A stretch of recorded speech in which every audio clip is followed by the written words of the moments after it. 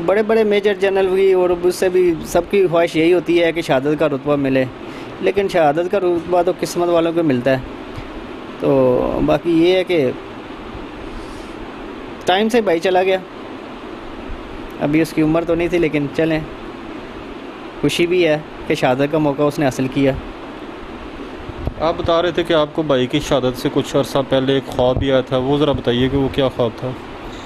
جی تقریباً وہ ابھی مجھے ایگزیکٹ ڈیٹ اور ٹائم تو یاد نہیں، لیکن 2004 5 یا 6 شاید اسی طرح کا کچھ سن کی بات ہے، 14-15 سال یا اس سے کافی عرصہ پہلے کی بات ہے۔ ہمارا یہی خواب آیا تھا کہ یہ ہمارے بالکل گھر کے پاس ایک پلین گرا ہے، لیکن وہ نہیں سمجھ آ رہا پلین گرا ہے، لیکن میں اسی ٹائم میری آنکھ کھل کے مجھے نہیں سمجھ آیا کہ وہ پلین کیا تھا، کس لیے آیا تھا، لیکن اس کے کافی عرصے بعد جب پلین کریش ہوا تب مجھے سمجھ آیا کہ یار یہ تو وہی خواب تھا جو میں نے دیکھا تھا۔ اچھا یہ بتائیے کہ جب ہمارے میجر صاحب کا جسد خاکی یہاں پہ لایا گیا تو اہل علاقہ نے کس طرح اپنے ہیرو کا استقبال کیا؟ کیا ماحول تھا؟ پاک فوج کے حوالے سے لوگوں میں کتنا جوش تھا؟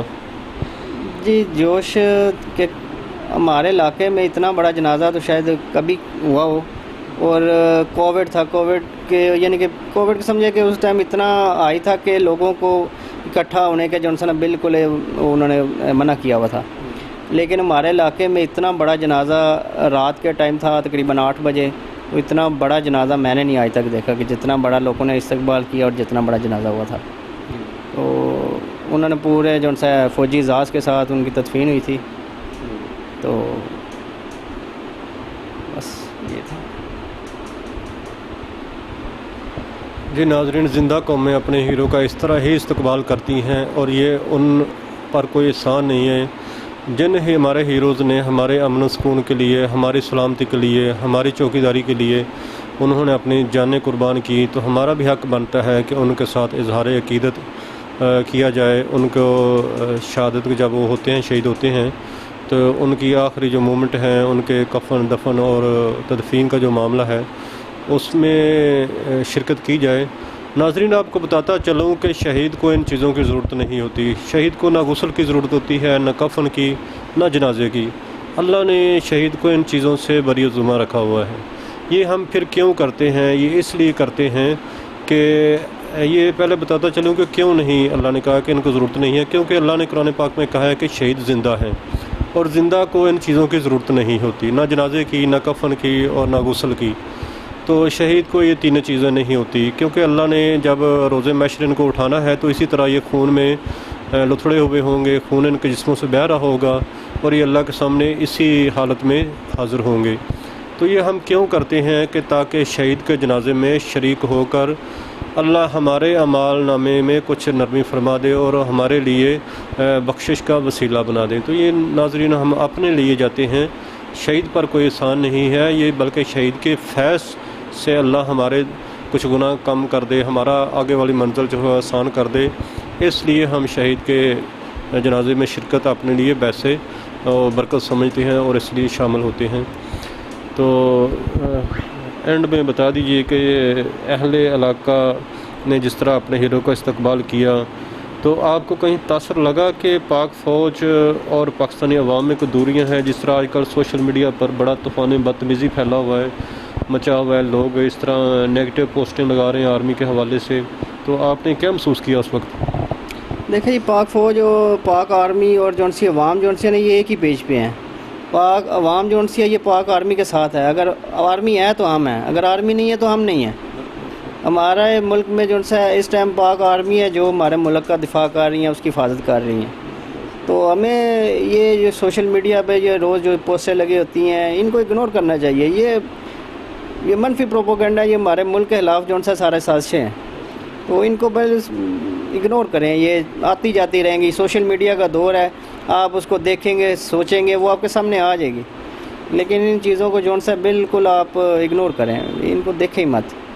تو آخر میں یہی کہوں گا کہ پاک فوج زندہ باد، پاک آرمی زندہ باد، پاکستان زندہ باد۔ جی ناظرین، یہ جتنے بھی نیگیٹیوٹی پھیلاتے ہیں پاک فوج اور پاکستانی عوام کے حوالے سے، یہ اکثریت ہمارے دشمن ملکوں سے یہ اکاؤنٹ ہینڈل ہو رہے ہیں، اور دشمن کے اعلیٰ کار اکثریت لوگ ان اکاؤنٹوں کو چلا رہے ہیں اور عوام میں بدگمانی پھیلا رہے ہیں پاک فوج کے حوالے سے۔ تو ناظرین یہ ہمارے آفیسر تھے، یہ ہمارے جو میجر صاحب ہیں عمر فاروق وڑائی صاحب، یہ ہمارے آنے والے جرنیل تھے۔ تو ہمارے دیکھیں عام سپاہی سے لے کر جرنیل تک شہید ہو رہے ہیں، سب اس امن کی سلامتی کے لیے اپنی اپنی جانوں کا نذرانہ پیش کر رہے ہیں۔ تو ناظرین دنیا میں کہیں بھی آفیسر فرنٹ سے لیڈ نہیں کرتے، پاکستان کے ماشاءاللہ آفیسر ہیں وہ فرنٹ سے لیڈ کرتے ہیں اور اپنی جانیں ہمارے امن کے لیے، ہماری آنے والی نسلوں کی سلامتی کے لیے قربان کر رہے ہیں۔ تو ناظرین یہ دیکھیں کتنے سنہرے اپنے آج کو ہمارے کل کے لیے قربان کر رہے ہیں، اپنے ماں باپ کو دکھ دے جاتے ہیں، اپنے والدین کو پریشان کر جاتے ہیں تاکہ ہمارے بچے یتیم نہ ہوں، ہمارے والدین پریشان نہ ہوں، ہم اپنے گھروں میں سکون سے بیٹھے رہیں۔ تو یہ ہمارے ہیرو اپنی جانیں دے دیتے ہیں اور وہ لائف قربان کرتے ہیں جو ایک آئیڈیل لائف ہوتی ہے، جو ہر ایک بندے کی خواہش ہوتی ہے کہ اس پیک پر پہنچنا، اس لائف کو انجوائے کرنا۔ تو اللہ نے ان کو یہ وہ لائف دی ہوتی ہے، وہ اس لائف کو انجوائے کر رہے ہوتے ہیں، اس پروٹوکول کو انجوائے کر رہے ہوتے ہیں، لیکن پھر بھی اپنی ساری خواہشیں ہمارے آنے والے مستقبل کے لیے قربان کر کے چلے جاتے ہیں۔ تو ناظرین یہ ہمارے محسن ہیں اور محسنوں کے ساتھ کوئی اس طرح نہیں کرتا کہ ان کی قربانیوں کو آپ ماننے بھی نہ، ان کو رائے گاں سمجھیں اور ان پر بلیم کریں کہ وہ اس طرح ہے، اس طرح ہے، اس طرح ہے۔ تو منفی پراپیگنڈے سے اجتناب کریں۔ پاک فوج الحمدللہ کل بھی ہماری محافظ تھی اور آج بھی ہماری محافظ ہے اور انشاءاللہ رہے گی۔ ناظرین یہ دیکھیں یہ جاگتے ہیں تو ہم سوتے ہیں۔ ایک مثال ہے کہ گھر کے شیر کو کبھی نہیں مارنا چاہیے، وگرنہ باہر کے کتے آپ کو نوچ ڈالیں گے۔ اس کی مثال دیکھیں کہ جہاں جہاں بھی آرمی کمزور ہوئی ہے، خصوصاً مسلمان ملکوں میں، وہاں دیکھیں آج ان کا کیا حال ہے۔ عراق ہے، شام ہے، لیبیا ہے، ان کو کیا فلسطین ہے، ان کی داستان بھی ختم ہو گئی۔ ناظرین کیا حال کیا دشمن نے ان کا۔ تو وہاں بھی انہوں نے دشمن نے یہی ایکسرسائز کی، عوام کو ورگلایا، آرمی کے خلاف ورگلایا، پھر وہ لوگ اکٹھے ہوئے اور انہوں نے آرمی کے خلاف اٹھ کھڑے ہوئے اور دشمن نے اٹیک کر کے ان کو نیست و نابود کر دیا۔ تو یہی ایکسرسائز وہ پاکستان میں کرنا چاہتے ہیں۔ یہ ہمارا ایٹمی پاور ہے الحمدللہ۔ تو ان کو مین مسئلہ یہ ہے۔ تو وہ کبھی 71 میں، کبھی 65 میں انہوں نے بڑی کوشش کی کہ پاکستانی عوام کو پاک فوج کے سامنے کھڑا کیا جائے، یہ دوریاں پیدا کیا جائے تاکہ اس کو ٹارگٹ کیا جا سکے آسانی سے۔ تو ابھی تک تو دشمن اس کوشش میں کامیاب نہیں ہو سکا اور انشاءاللہ مستقبل میں بھی اس حوالے سے کامیاب نہیں ہو سکے گا۔ تو میری اہل وطن سے بھی گزارش ہے اور شہید کے بھائی بھی یہی گزارش کر رہے تھے کہ اپنی آرمی پر اعتماد کریں۔ انشاءاللہ پاکستان محفوظ ہاتھوں میں ہے۔ یہ بے یقینی کی صورتحال ختم ہو جائے گی، یہ مایوسی کے بادل جو ہیں چھٹ جائیں گے انشاءاللہ، اور پاکستان پھر ایک روشن ستارے کی طرح انشاءاللہ دنیا میں چمکے گا۔